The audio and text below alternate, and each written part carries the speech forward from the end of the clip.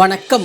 கலாம் ஆண்டு 5 மாதம் 11 நாள் 24 சனிக்கிழமை செப்டம்பர் 6, 2025. இன்றைய நம்பிக்கை செய்திகள்.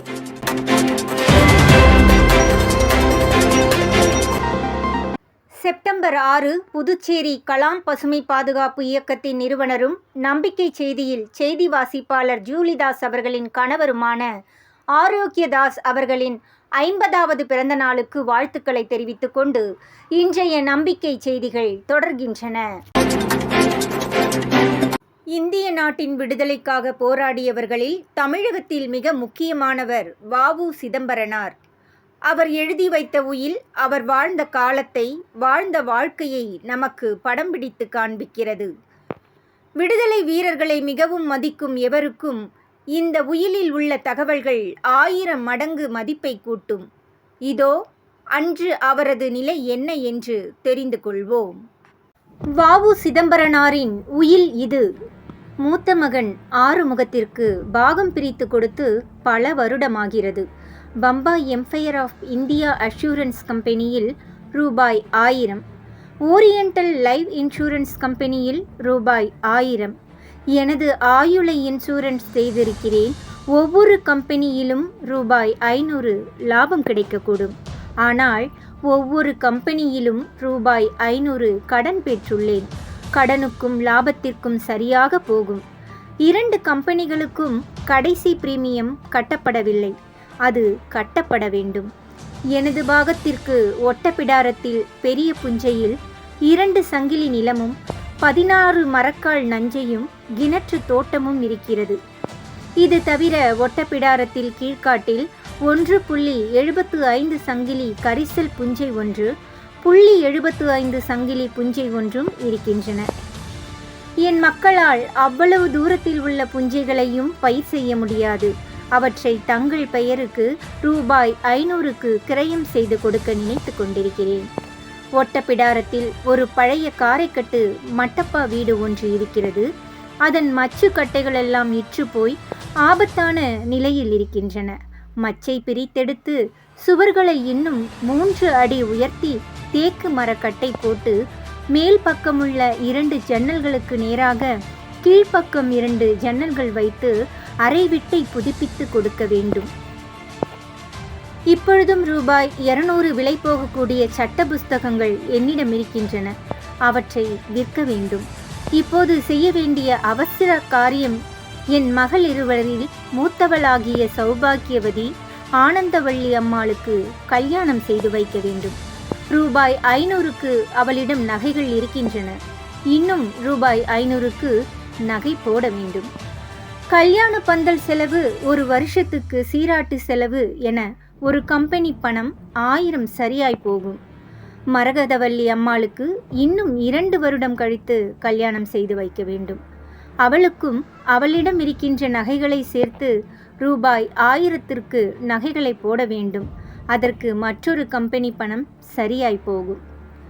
என் குடும்பத்திற்கு வரக்கூடிய தொகைகளை தாங்கள் வாங்கி வைத்திருந்து கோஆப்ரேட்டிவ் சொசைட்டியில் கொடுக்கின்ற கரண்ட் டிபாசிட் வட்டி போட்டு கொடுக்க வேண்டும்.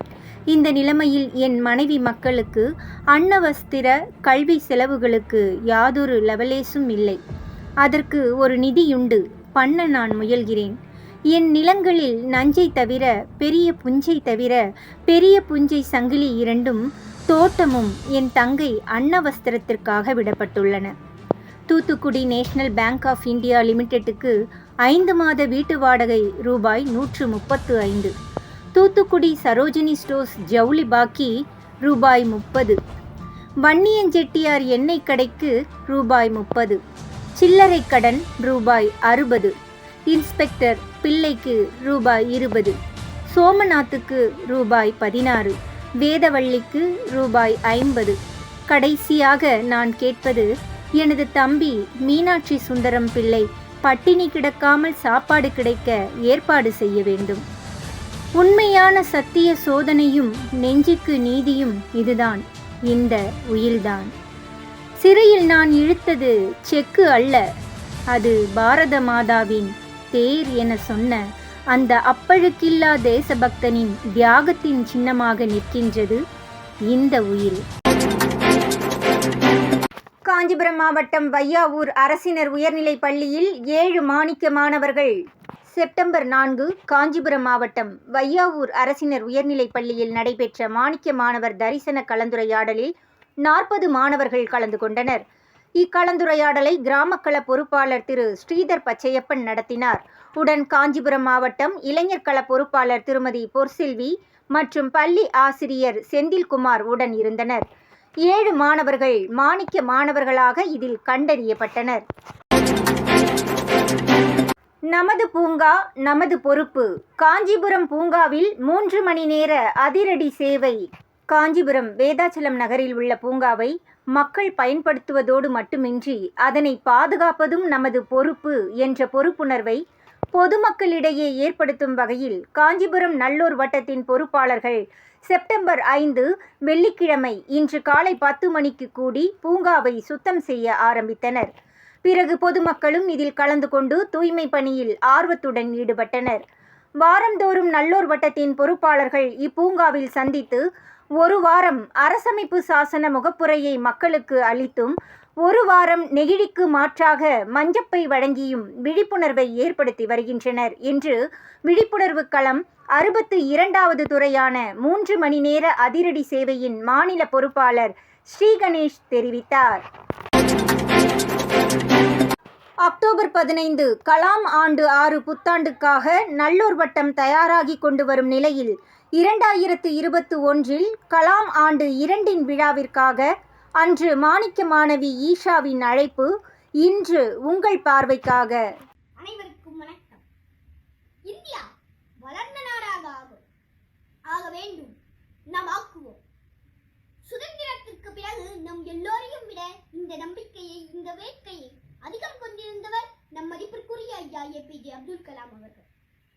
அதிக மக்களிடையே, குறிப்பாக இளைஞர்கள், மாணவர்களிடையே அதே நம்பிக்கையை, அதே வேட்கையை நன்கு உழுது விதைத்துச் சென்றுள்ளார் நம் கலாம் ஐயா. அவரது இந்த வேட்கை மற்றும் நம்பிக்கை நமக்கானது, நம் நாட்டிற்கானது மட்டுமல்ல, இந்த உலகிற்கானதும் கூட. ஏனென்றால் இந்தியா வளர்ந்த நாடாக உருவானால் உலகம் நன்மை பெறும், உலக சமாதானம் ஏற்படும். அப்படிப்பட்ட வளர்ந்த இந்தியாவை உருவாக்க அப்துல் கலாம் அவர்களால் முழு நம்பிக்கையை பெற்ற நல்லூர் வட்டம் அவர் திரும்ப திரும்ப நம்பிக்கையுடன் கூறி வந்த அந்த 2020ஆம் ஆண்டை அவரது பிறந்த நாளான அக்டோபர் 15 முதல் கலாம் ஆண்டு என்ற புதிய ஆண்டாக உருவாக்கியது. அந்த கலாம் ஆண்டு நமது மகத்தான லட்சியத்தை நமக்கு நினைவுபடுத்தி அதற்காக நம்மை இடைவிடாது உழைக்கச் செய்யவும் உருவாக்கப்பட்டதாகும். இந்த உன்னதமான லட்சியத்திற்காக அர்ப்பணிப்புடன் இணைந்து செயல்படுபவர்களை கொண்டு உருவாகுதான் 3வது சக்தியாகிய மக்கள் சக்தி. அந்த மக்கள் சக்தி இந்தியாவை அனைத்து துறைகளிலும் வளர்ச்சியடைந்ததாக்கி உலகையே வழிநடத்தும் சக்தியாக விளங்கும் என்று கூறி உங்கள் அனைவரையும் அன்புடன் இந்த நிகழ்ச்சிக்கு அழைக்கிறேன். நம்பிக்கை செய்திகளுக்காக சென்னையிலிருந்து தயாநிதி. இத்துடன் இன்றைய நம்பிக்கை செய்திகள் நிறைவடைந்தன.